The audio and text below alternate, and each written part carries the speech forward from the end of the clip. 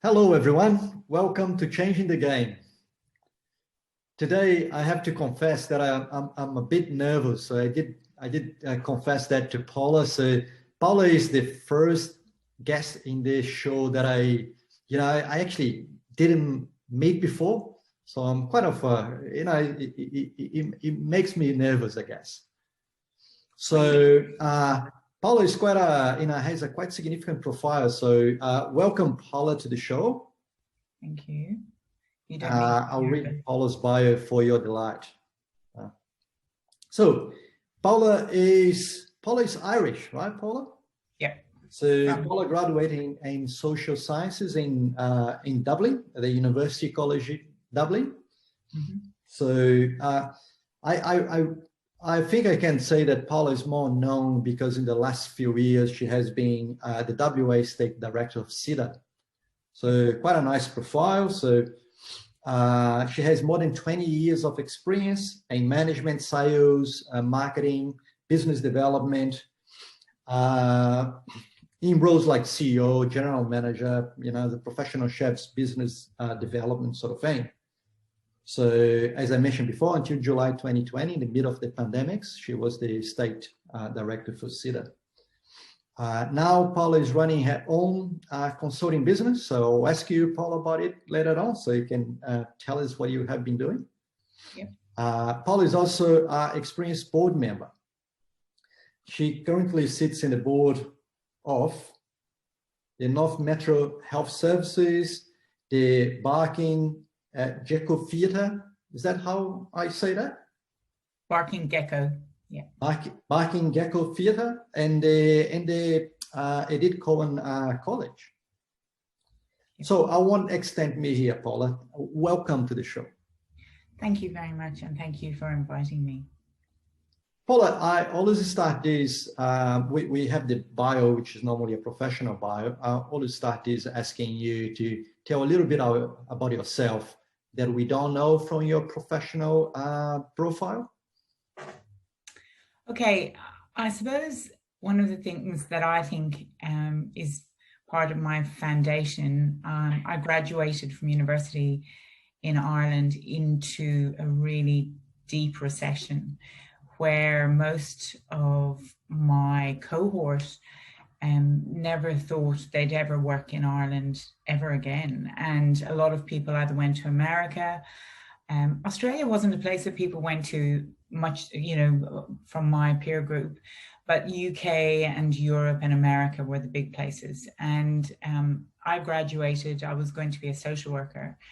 And I graduated into this recession and ended up going to live in London. And that was the real turning point for me in my career, in the sense that from that kind of darkness and feeling that there was no hope of getting a proper job, I found myself in London in an era that it was, there was comedian Harry Enfield, and he was talking about loads of money and everything was fast and furious, and that was the real, I feel, beginning of my career. And I ended up working for financial magazines, publishing companies in the UK, and I learned to sell, and I was trained to using the Dipiter technique. And I believe being able to, I think it's wonderful kind of dichotomy of, I was going to be a social worker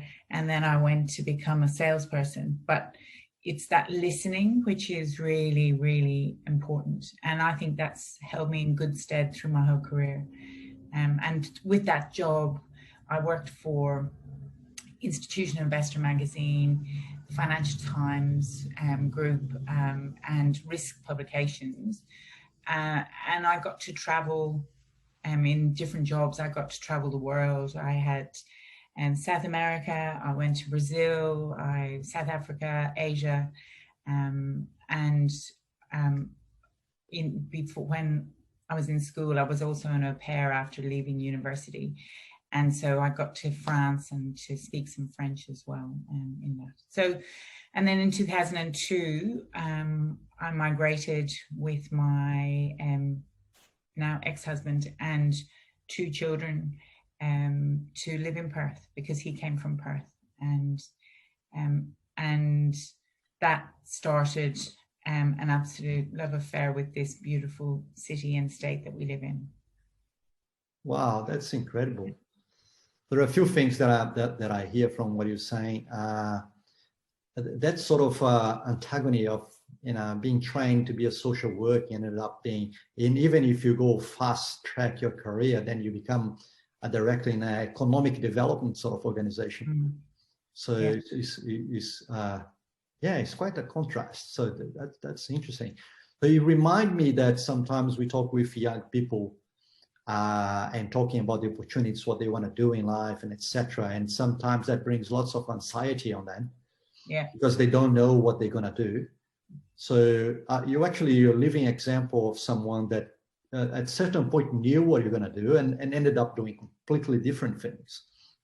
That's but I also think the way I was brought up, growing up in Ireland, there were the career choices were very limited. I felt I could have been a nurse. I couldn't have been a doctor because I wasn't clever enough. But teacher, occupational therapist, the choices that were presented to me, and I think this is part of what you're talking about, were very limited. I actually think I would have been much better off going to do marketing and communications, and because that's where a lot of my career has kind of progressed to. But going to university and having that experience was amazing at the same time. But the choice, I remember kind of saying I wanted to change midway through my degree, and my parents were kind of just finish that degree and carry on. So I find that it's kind of the University College Dublin that I went to, but then the University of Life is really what has given me all my opportunities. And I certainly did not have an idea of what I wanted to do, really. And my career, I've heard lots of people that have, set goals and have, every year they have a career plan and they know where they're going. And I haven't, my career hasn't kind of followed that path. But then I look back and I kind of feel I've got this amazing career toolkit that has brought me to where I am today. So, well, first of all, I have to apologize to you and to everybody else. This box is from Cookie, my dog. And funny enough, she doesn't bark at all. So she chose to bark when we're talking. Huh? Maybe it was an applause. That's right. It looks like she knows, right? There is an interesting thing what you're saying as well. In your story, you went to go to overseas and have experience in a diverse geographies, and then you ended up coming to Perth. So one thing that we do have in common is that you cannot not fall in love with this place. Yeah. But also you share that you had some challenges because you came with the family, and then you have some challenges in your upbringing as a family. How was that settling in Western Australia as an immigrant? How was that experience for you? It's very interesting. I actually came and lived here for 2 years in the early 90s. And I worked, and my first job was working in Jeans West, which again was the beginning of a real focus on customer and dealing, they were the first store to really, really focus on customer care and customer-centric service. But, that was at that stage, because of my residency, I couldn't get what I would call proper job. And as soon as I could, I worked, I got a job at the West, and there I met a gentleman called John McGlue, who was the business editor at the time, and he's also Irish. And he has been quite instrumental in my career in the sense in Australia, just I think in Western Australia, connections and who you know, and having people that champion you. And he was one of those people that when we came to live in 2002, he championed me to the then managing director of the West. And I had an amazing job. I got as publisher of books, which was, I'd never published a book before. And through belief in my understanding, I suppose, of publishing, you know, being involved in magazines, I got the job. But I think the hardest thing coming is leaving everybody behind. When I lived in the early 90s, Perth was a very different place. There was no internet. Phone calls were incredibly expensive. And there was petrol rostering. Petrol stations were only open on certain days at the weekend. And I felt really, really isolated then. When I came back in 2002, coming with a family, it kind of centers you, and watching my boys just blossom and grow here. Like my little 5-year-old, who's now 23, he was within it felt like a few minutes, he was, instead of little Pommy kind of no, he was suddenly this no, and everything became Australian, and just seeing them enjoy the endless blue sky.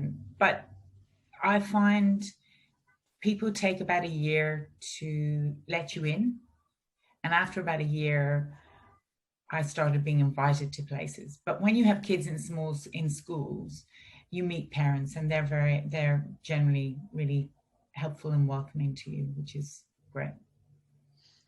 Very nice to hear that you know, found that sort of you know, the school community that could help you along. Yeah. So I think when I'm normally talking with some of the immigrants, some of the families, and they do have those struggles to settle, and I do share a little bit of our own stories. So we found in, you know, a sports club and church and the parenting school. So very welcoming community. And you're right, it takes some time for you, you know, they getting to know you. Yeah. But as soon as that happens, it is a very welcoming place. But at least that's my experience. Yes, I agree.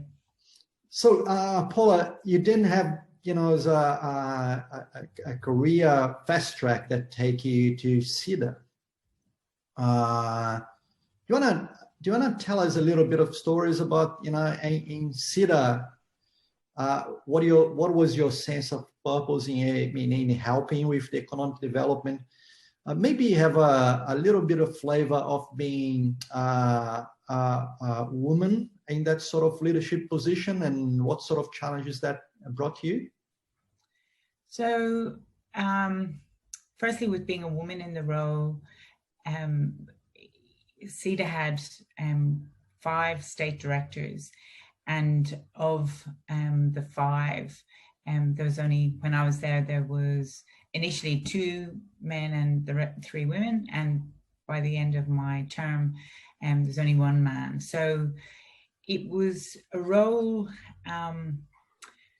that I think where it worked very well for me, because I love connecting with people, and CEDA is a member-based organization. So I got to connect with so many different businesses and people, and it opened doors to really senior business leaders, and that I got to sit and talk ideas, and where people saw the economy going, with people like Sherry Dew, who's the CFO of Woodside, with Michael Cheney, with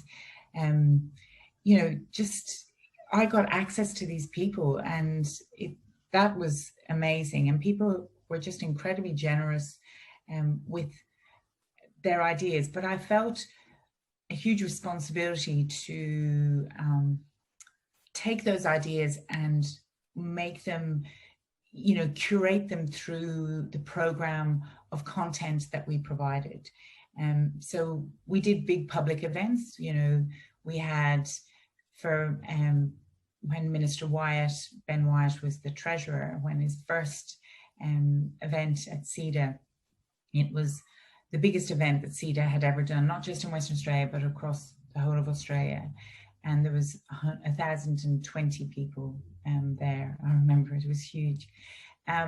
But 2 conversations with 30 people in a room, hosted under Chatham House rule. And with conversations, it's if somebody gives you an idea or says you must speak to such and such, if I connected with them and this created some idea for an event, I would go back and say, you know, that was fantastic, thank you so much, this is what's happening. And I suppose I always believe that you have to have a win-win for both parties. That if you become somebody that just takes ideas and takes people's time and doesn't give back, then it becomes a kind of people stop answering your calls, or people stop responding to you, because it's not a giving or a sharing interaction. But in terms of the kind of economic development, we launched the Sustainable Health Review. We launched transport policies and strategies. We launched the Asian Engagement Strategy. We had presentations from premiers, from different ministers, not just state, but also federal. And I saw that getting an audience of people to hear ideas and to discuss ideas was really, really important. So we would rarely have just one speaker. We would generally have maybe a keynote address, like we had Alan Finkel speaking about hydrogen, and look where that story has gone now. And then Minister McTiernan also speaking, and then a panel discussing it. And I think it's that extra discussion that really helps both integrate the conversation into, you know, most people's kind of agenda, but it also it provides a possibility to ask questions and to discuss, you know, the ideas that are presented. That's very nice to hear. See, I think there is no question that in the last decade, what the state come along to try to create some of those identities of the areas that we're developing as an economy. And we talk about, you mentioned a couple, but, you know, as a defense, space, the whole innovation ecosystem is going quite crazy. But that actually remind me about asking you about, there are 2 things that I'm pretty passionate about, and these are innovation and education. Yeah. We know that with all the conversations about economic development, we're talking about, you know, the new technologies, the innovation, the digital world, and etc. So one of the things that I do face in my day-to-day is a big challenge in WA with access to resources, and by human resources, you know, capabilities, people, training, etc. So is that something that you have been seeing as well? Well, again, I think we live in the most special place, but I do have concerns with the fact that we can't at the moment have people coming into our state. There are the federal government have announced some new kind of visa categories for people to be able to get in. But every day we're reading in the papers about labor shortages. Yep. And this is, you know, this is for building roads, for, you know, the resource sector. It's, you know, that seems like that seems like a bigger bottleneck for us, isn't it? Yeah. But then at the other end of the scale, in terms of highly skilled people, we're fortunate in Western Australia with the resource sector. You know, I see that mining and resource companies in Western Australia have led a lot of the innovation. Yep. You look at Rio's autonomous trucks and, you know, the type of the robotic brick building company, which is founded in Perth. And, you know, there is a lot of innovation here, Yep. but I think there could be more. And often, you know, one of the things that I think is really important for our city and state is the connection to Asia, that in the zone connection that we have and the opportunity that we have, both to attract people to come and work here and for us also to work and sell services there. But I'm in certain time, you know, the fact that there are internet black spots in the city, that people living in remote and not necessarily that remote Western Australia can't connect to the internet. To have not having digital capability is in this day and age is a huge barrier to growth and opportunity. And so what I'm hearing, Paula, is that I think you seem to be a very, you know, as you see the positive outlook of, you know, the economic development opportunities that we have in the state. Then you pinpointing some stuff that, you know, as the foundations that we do need to get it right? Yep. So the internet is one of those, and etc. And when we talk about trade, we need people, we need our, you know, our borders open at a certain point, because is a key element for our development. Yeah, that's a good one. Paula, you after you left CEDA, and you did in the middle of the pandemic, right? So it's the time that we went through last year. So how was that transition for you, trying to transition from CEDA to your own consulting firm during the pandemic? And tell us what you're doing now.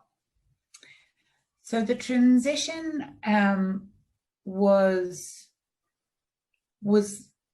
interesting in the sense of it's easier to advocate for an organization.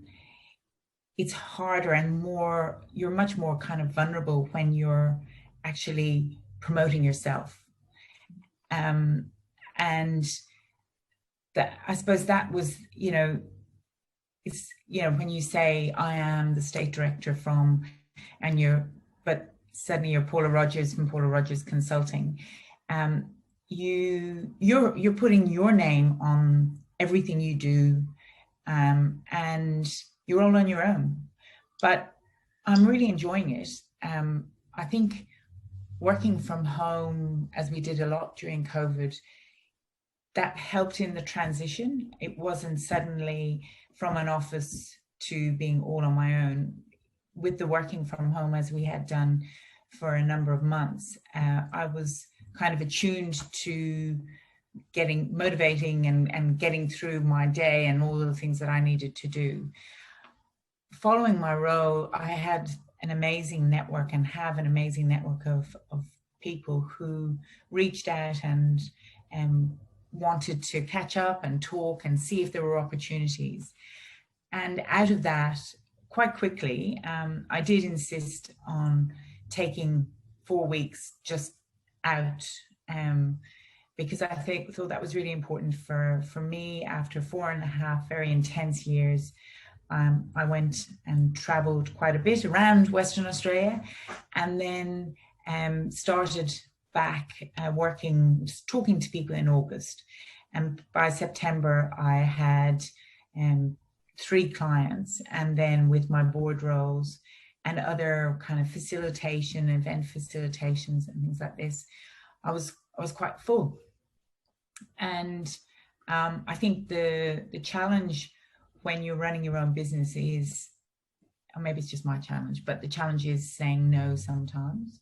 And particularly when you're beginning, you're not sure where work is going to come from. So you can say yes more than maybe you should. And I feel now that I'm getting closer to a year consulting.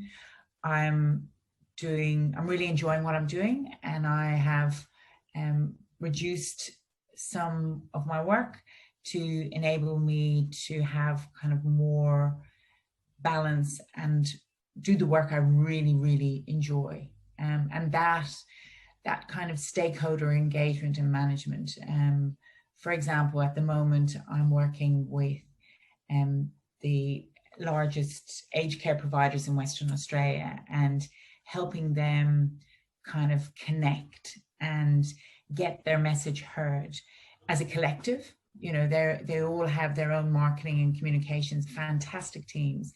Mm-hmm. But what I'm bringing is kind of joining their collective dots to make their voice and message stronger in particularly with aged care. It's quite a challenging time at the moment. Wow, so I wish I had my notepad here, because you mentioned so many things there. So so the key points that I'm hearing from you is that you transition from an organization, a prestigious membership-based organization, to a more self-employed sort of own consulting business, and that pretty much, as I'm hearing, is, well, it affects your identity, isn't it? Because you introduce yourself before as part of an organization and become more, to a good extent, it's easier doing that because people already know that organization. And then now you have to do that sort of self-introduction, self-promotion, and that's quite challenging, and requires you to create that new identity. So well done in doing that. So I know a little bit of what is that challenge being a business owner, particularly in small medium business, where people don't know the brand, so you have to reinvent there. Thank you for that. A lot of people want you to be able to define yourself in a, what is it you do? Yeah. And I started saying, well, I wish I could say I built bridges.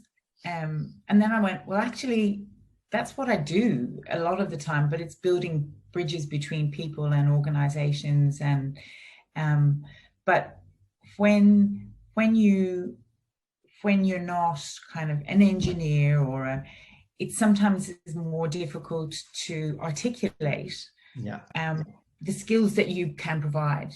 And so it's often through somebody kind of seeing you, trusting you, and bringing you in that kind of opens doors to the type of work that I do. Yeah.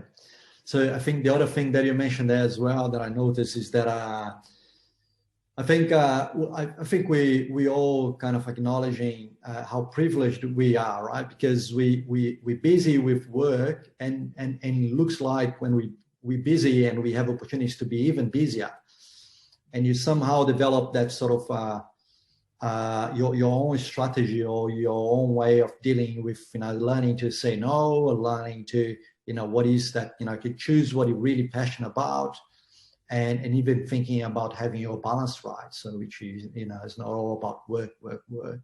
So that's quite significant as well. So Paula, I don't know if you noticed, but our 30 minutes passed. Really? Wow. Okay. That's that's quite is a challenge when we do these things and we keep talking and etc. So what I'll do is I might ask you a question to be a closing question. Yeah. When we started changing the game, the idea was to focus mainly in three things that are my passions, which are the innovation, education, and diversity. So we try to use this platform to kind of help people to recognize themselves in what we're talking about, maybe give them as a platform for them to see that, to have role models like you in terms of how you change the game. So do you have any advice these days for a young girl that's potentially not quite sure about what she's gonna do in the future? and what would be that advice? I think it's probably quite cliche, but actually to back yourself, I think, is really important, and not apologize for yourself. When you talk about diversity, one of the biggest issues is we have women. I remember hearing a presentation where this woman was talking about maybe we should just stop sending women to university, which kind of is heart-stopping that you would even say this.